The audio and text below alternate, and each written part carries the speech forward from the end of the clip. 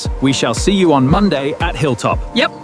Excellent. But this week, let's go for a quiet walk in our local nature reserve.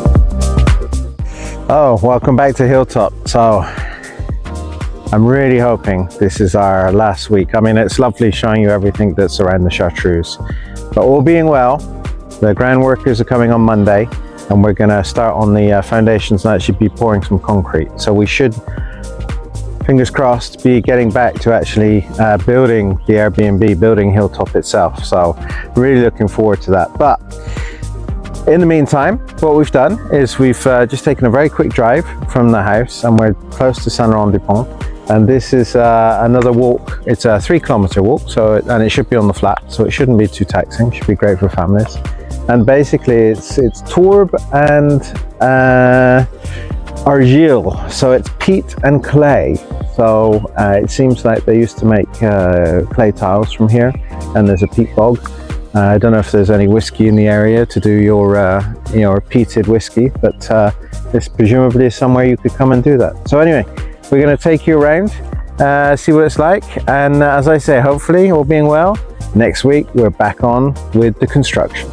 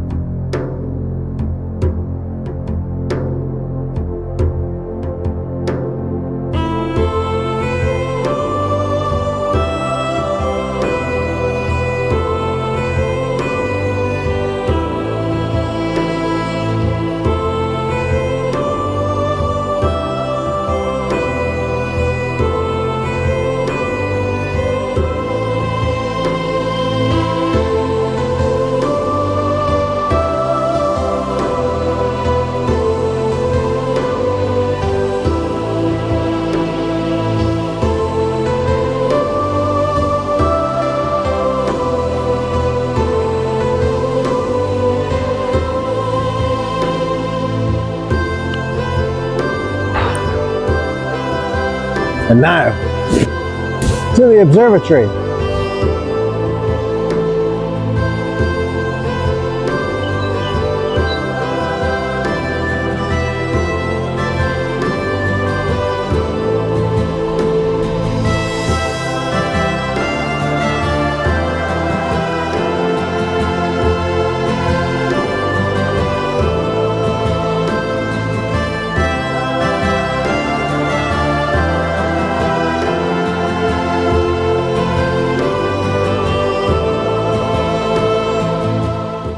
So, I'm a big fan of pain au raisin. I think it's a Danish pastry.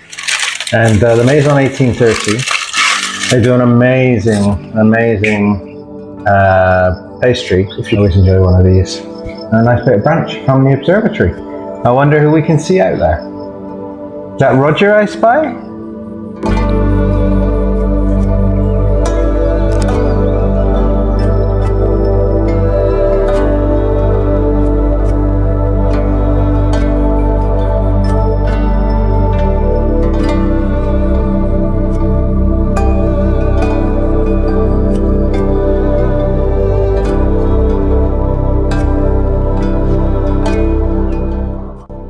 So what we have here is we have a little underpass that goes under the road for the animals so that they can come in and out without getting whacked by cars.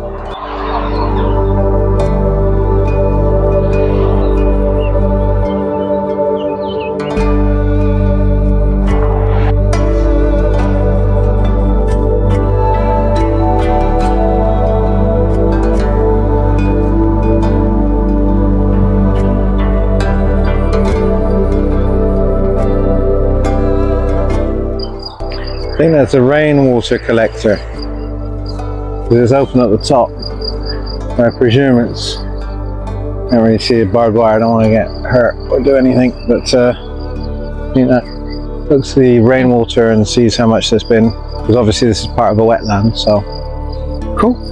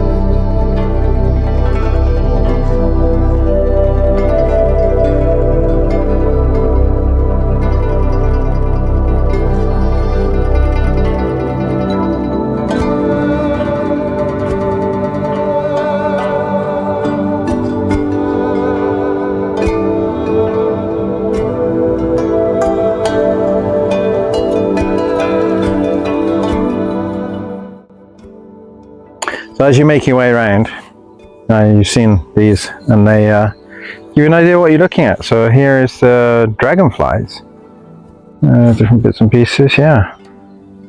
So on each of these there'll be a kind of a description of what you should be looking for in the area. Really lovely.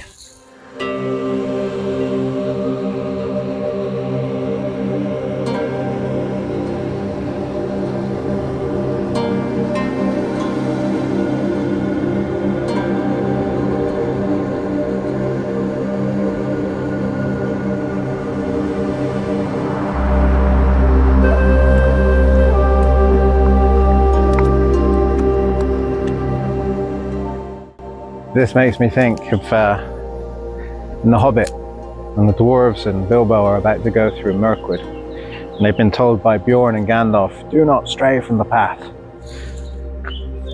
Good advice here as well, I believe.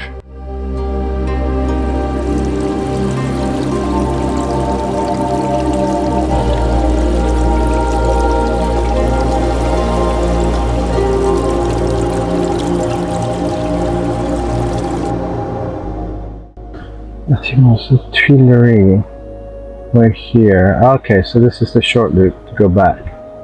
We can do the longer loop. There's another parking up here. So we've come this way, done that. So we can go left and back that way. There's more. We go.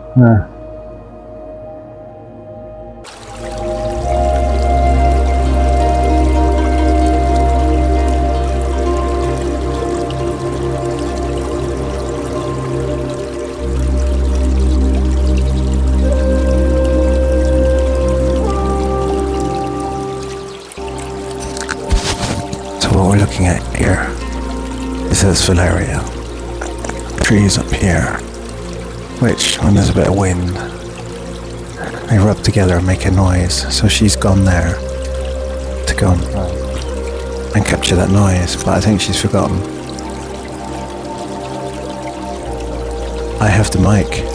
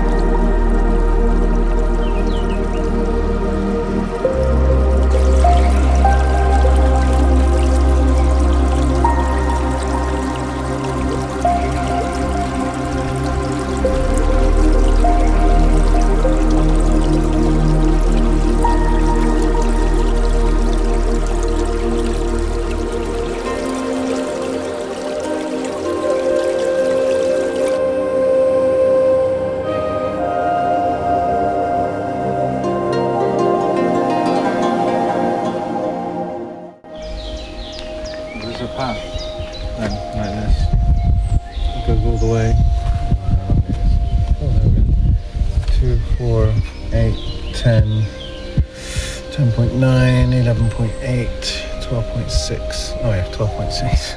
It's even written there. And here, this is where we started. It's parking over here.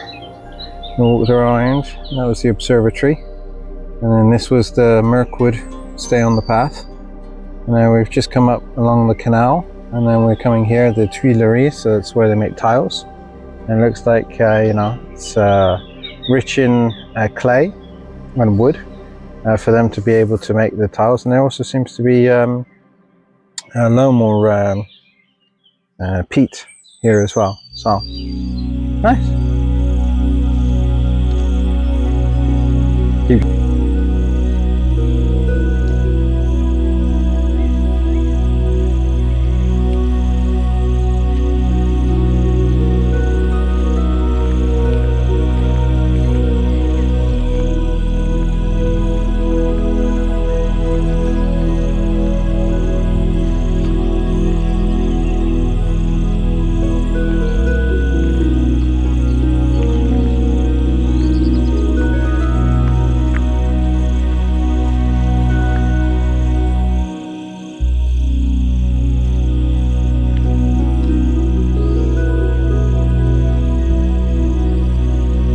Okay, so this is how we were set up. So you've seen a lot of the water this side, and so there was a water wheel and some wood, and this is where in the winter they would take the clay and they would start drying it out, and then they would bring it over here. This is where they used to keep the wood. I was reading just over there, they used to put a fire. It would take like 10 square meters of wood, so it was quite a large amount of wood, and they would cook it about 600 degrees for 3 or 4 days, and then they'd go back again and cook it at 1,000 degrees for 3 or 4 days, and then it would take 2 weeks for the tiles and the bricks to cool down enough that they could actually then sort of take them and move them somewhere else. So they used to deliver them by horse or ox, and you know, they were quite brittle. So they only really delivered in this area around here. So, of course, with everything, with globalization and modern manufacturing, they kind of got pushed out of the market, and they shut down in 1947. But yeah, interesting piece of local history.